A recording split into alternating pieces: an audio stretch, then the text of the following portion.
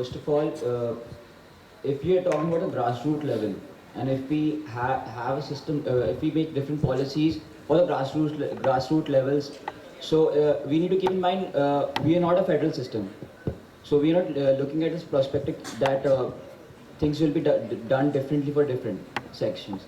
Uh, in the in the whole complete form, these policies were made so that overall development could happen. Yes, there have been things, there have been losses, but when you're looking at the overall perspective, it's been a benefit. So that's what I No, would but like what to. about the economic share? Means we see that majority of the economy is handled with the minimum percentage of people. So the economy is not shared equally. Means the Economy is handled by minimum percent of people. That what does means that mean? the we say that economy is You mean to rising, say, GDP is rising, just give me, but the big enterprises and the big manufacturing industries are getting benefited. But what about the small manufacturing industries? Small means even small industries, basically you stated the wrong statement because because of trade liberalization, the small industries have also profited and have profited more because first of all, SAPs the main objective of the SAPs were to bring up the small industries, to give the small industries the uh, liberty to operate, to bring down the Indian currency, so that the Indian goods can be more cheaper than the foreign goods. That was the main ideology of the SAPs. So the SAPs were that's why adopted in 1990. So you are saying that only the big industries have profited and not the small industry, but that is wrong. Even the small industries have gained from this. Thank you, participant. The same question is now transferred to another participant who wants to answer it. You asked about the GDP growth. First of all, after 1990, the main focus was shifted to the manufacturing and the service sectors. So basically, what happens is even if the employment force or the force work is more in the agricultural sector, its GDP contribution is very less as compared to the manufacturing and the service sector. So it is very important that the focus has to be given to the manufacturing and service sector so that the people can get a stable job plus high wages, and moreover the people who do not want to work in the agricultural sector can have an option where they can get a easy accessibility to such sectors. So that's why this liberalization as well as shifting of occupation to manufacturing and service sectors was important. That's what the policy gave us. Thank you.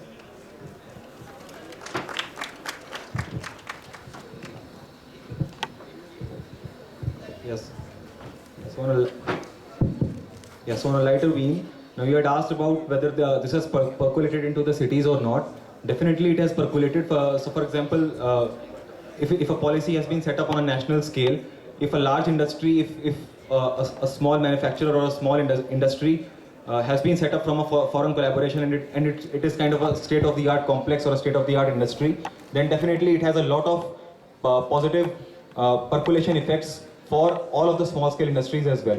So it's not that if one policy has been set up on a broad national scale, it won't have any percolation effect on the rest of the city. Yes, it will have a lot of effect on the city. For example, if I may say so, a Tata Nano factory which has been built up, lots and lots of small-scale industries have been set up which complement that industry to reach even greater heights. So yes, Tata Nano does have a positive does profit from what industry they are setting up, but even more profitable are the small scale industries that are helping complement Tata Nano to achieve their goal. So in that sense, it is yes socially equitable in amount of jobs it produces, environmentally also, and also in terms of economical viability. Lots and lots of industries are created. Over the top, many new industries are being created.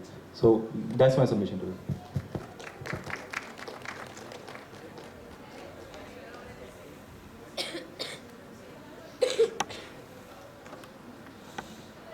We have one more question.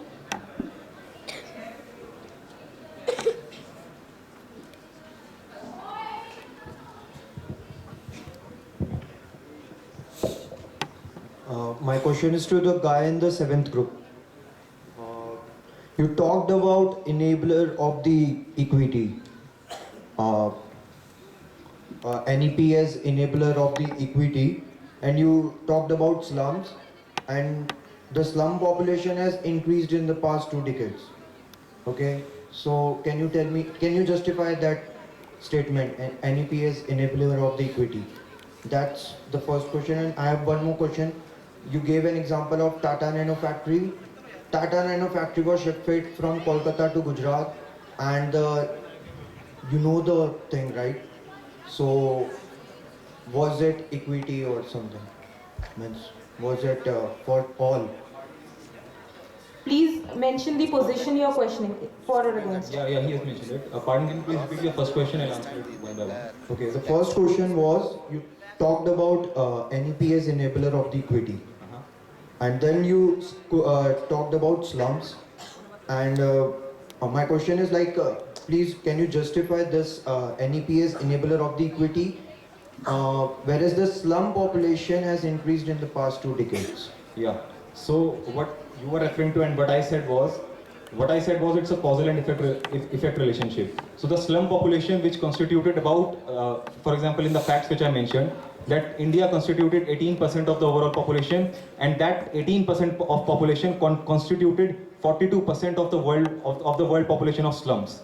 Now the growth in the rate of in the rate of slum population has slowed down. The number of people in the below poverty line or the slums has not slowed down. Also, to add on to that effect, the area under the slums everywhere in India in the last 2 decades has shown a decline of 2% annually. So on a CAGR basis, that has shown a decline of 2% annually. Now to comment on whether it is equitable or not, it is in fact a testimony of the fact that the new economic policy, which is an enabler of growth and economy, has pushed millions of people out of the fold of slum population towards approaching middle class or have evolved into a middle class. So in that sense, yes, many of the slum pockets of population are getting uplifted to the middle class of people, which again increases the tax base, and that tax base can actually help us to fund these services like DSUP program or RAY or Slum Free City Plan of Action or the National Literacy Mission. So without the economic growth or without bringing millions of people out of the poverty, it's imperative upon us how can we spend on these things. So new economic policy created a foundation for the economic growth. This economic growth actually enabled many millions of people to push into the middle class, which actually increased the higher tax base, and that tax base increased us to spend on these things. So yes, on that basis, it's completely equitable. To the second question of Tata Nano, what happened? What happened? Like why it was shifted from West Bengal to Sanand in Gujarat? That wasn't the domain of the new economic policy on why it was being shifted. My point of focus on referring to Tata Nano was that to one of the question that one industry does it have a percolation or side effects on the other industries? Yes, it has lots of positive effects on small scale industries. Definitely Tata Nano was taken as an example because on that scale Tata Nano was a very large factory. So yes, it has a positive effect. It wasn't that it was shifted and I had taken that on that context. The context was different. Thank you.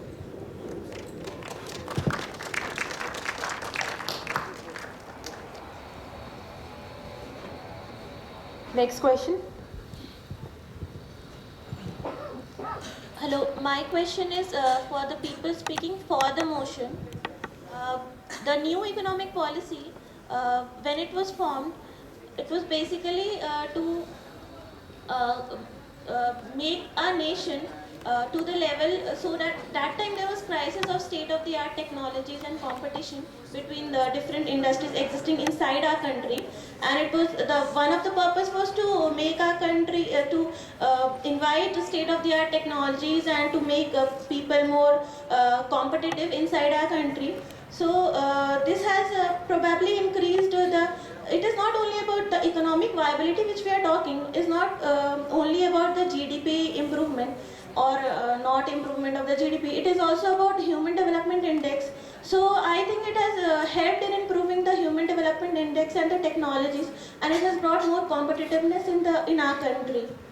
So this is my question to people who are talking for the motion.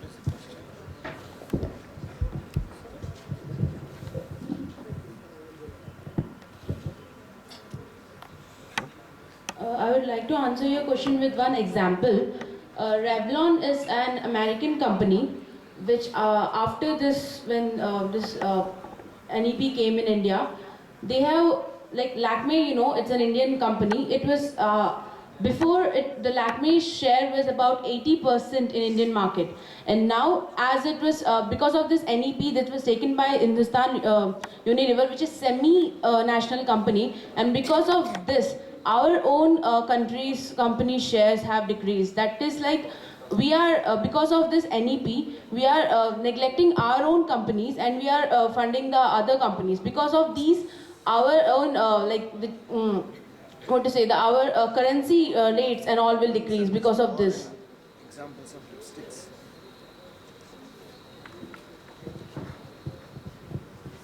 Thank you, ma'am, for the question. Your question was like that it has created competitiveness among the inside the country. Actually, the main objective, which was privatization, due to which there was like the government, there was a thing that was known as de-investment. Government took their shares back, and it was like it was giving the power to the individual factories or the institutions. Those were there. Due to which the government, because government has to work for the social welfare of the poor, but in the private industry, they work for the profits. So the aim was like competition was between only the private institution and government was coming back, due to which the social factor that was to upbring the poor people was ignored. And second was like the globalization is there. It was like due to globalization, the dependence on the foreign companies was more. So inside the country, the competition was not so healthy that catered our economy to a higher level.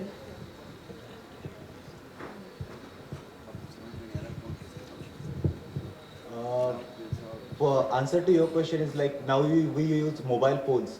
So because of this, now we use mobile phones, and all these private companies are there, and they are now having the call rates and all. They are dropped the call rates, but they are not dropped significantly. It could be a lot cheaper if it went to the government. Now they are it's like a neo-imperialism. So what they are doing, the major player decided that okay, we'll have this kind of call rates, and they are playing with you.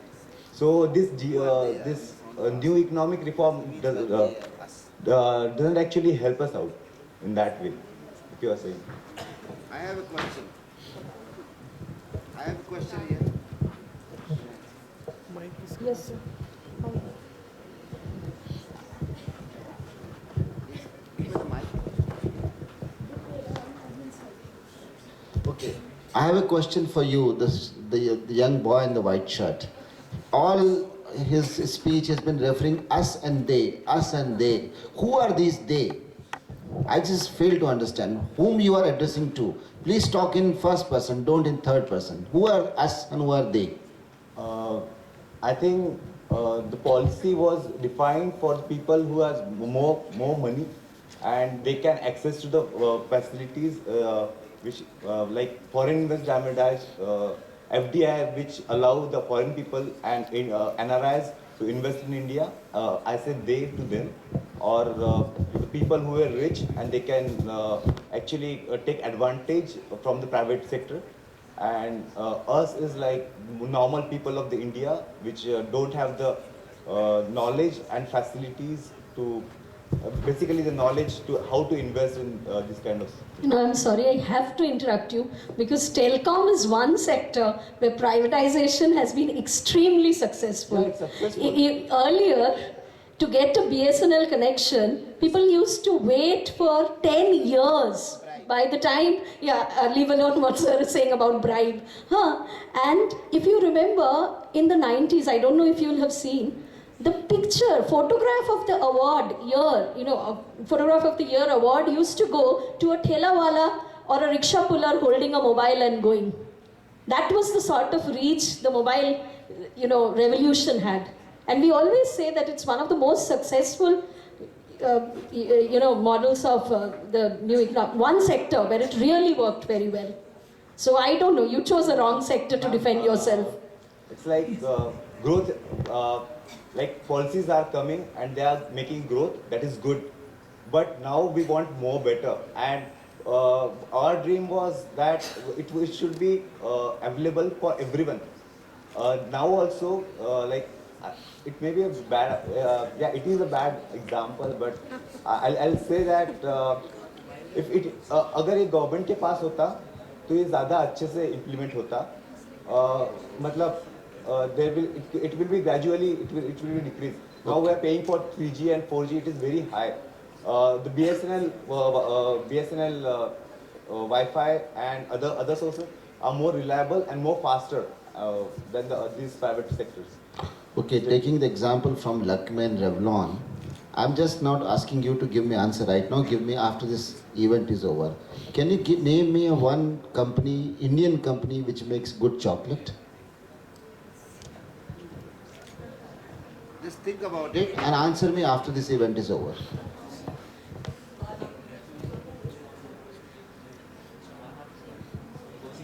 Do we have a question from the audience? No, I would like to add something which you have asked. When this we talk about the competition and all, the Pepsi and Coca-Cola companies came to India for setting up of competition. But you know the fact that why they have taken over the Parle? Like if they actually came for the competition's sake. And we all know that initially, when we were young or when the Coca-Cola and these prices were just like maybe 3 rupees, 4 rupees and all. And now they rise. Why these prices rise? Are they actually, the competitive is actually facilitating us? You think it is like we are facing problem like you're comparing like a giant elephant like MNC coming and setting up in our country, and you want a ant of like a small scale industry to compete with that. How Don't is that drink justified? Coca-Cola, drink Kampanna.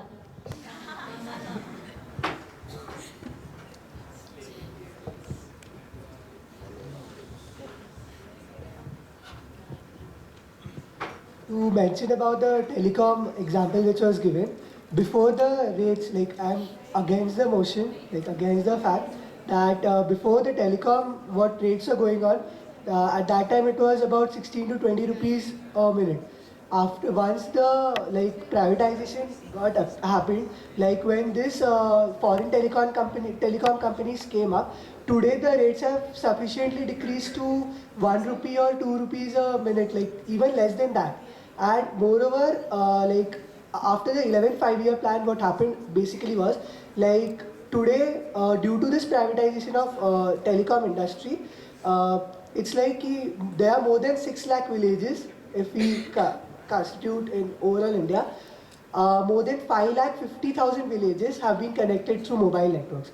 So it wouldn't have been possible if the telecom companies would have not like come to our country, and if the like public-private partnership or privatization as such would have not happened.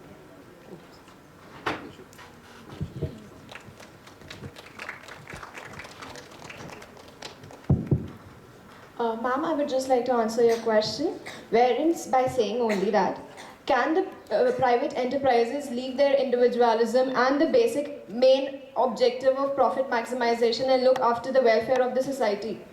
What the government actually does. Can the private enterprises do that? Thank you.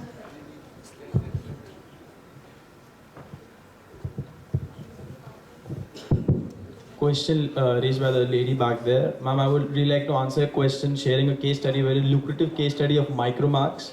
Ma'am, actually the LPG competitiveness that you're talking about actually led to protracted implementation of plans by domestic companies. For example, ma'am, we hear of Micromax crossing sales of Samsung in the year 2012. Ma'am, the company plan was actually made up in the year 1998. Ma'am, it came into existence around 6 to 7 years later, and then it was able to bypass the sales by Samsung. So basically it has actually led to prolonged implementation. I wouldn't say unfair, but yeah, it has created a humongous competition for domestic companies to survive. Thank you.